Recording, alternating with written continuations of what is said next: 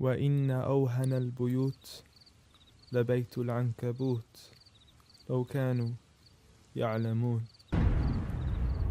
The weakest of homes is the home of the spider, if only they knew.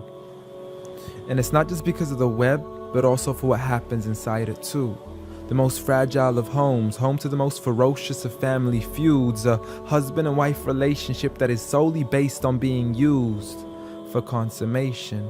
See, as soon as they finish mating, the wife would then consume the body of her own husband. It's disgusting, and so can the children be too. See, as soon as they mature, they would chew upon their own mother as a source of food. It's sinister, it's crude. I don't want to imagine it, but it's true.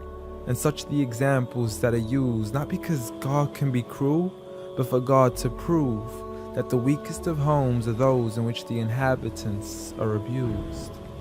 See, marriages are meant to bring happiness, and the home is a refuge of tranquility and comfort to all those who walk through. And if you ever do happen to fall into disputes, you must learn to understand that the marriage isn't always about you. Rather, it's learning to live together as one, although we are still living together as two.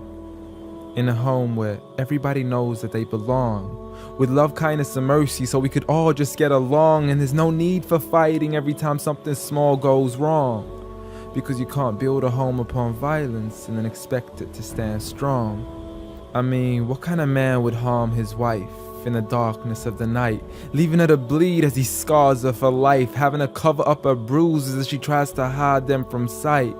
See, he's so focused on her responsibilities, but fails to realize that he also owes her rights. See, as a husband, you're meant to provide, protect, respect, guide, and guard her.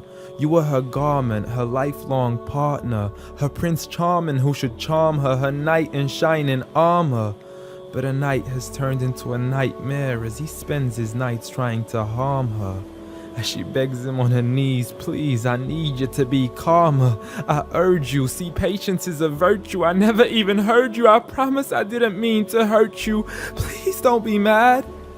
And please don't let the kids see, cause it's not right for a dad. It's sickening, it's sad that such scenes are happening in reality within the homes of so many broken families. It's a calamity that we forgot what the meaning of marriage is. Did you forget that the best of you in character is he who is best to his wife?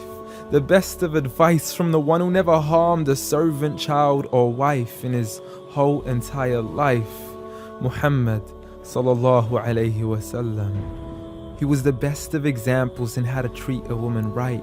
See, if his wife had cooked something he had liked, he would eat it, and if he didn't, he would leave it without expressing an ounce of dislike. He would even refuse an invitation to food until his wife had also received an invite, and he would help around the house too, just to make her workload light. He was the pinnacle of being polite. And he taught us that the strongest of men is not he who knows how to fight, but rather he who restrains his anger right at the moment of strife. So have patience, brother. I mean, you wouldn't allow it for your own mother, daughter, or sister. You wouldn't bear to watch another man punch and kick her, so the next time you even think to cause her trauma and hit her, you need to understand that she too is another man's mother, daughter, or sister. So dear sister, no human being deserves to live a life of violence alone. So if he doesn't treat you with kindness, don't live in silence trying to fight this on your own. Rather seek help from God first, and don't be afraid to then pick up the phone and let your people know that you are no longer willing to live in the weakest of homes. Violence against women? Islam says no.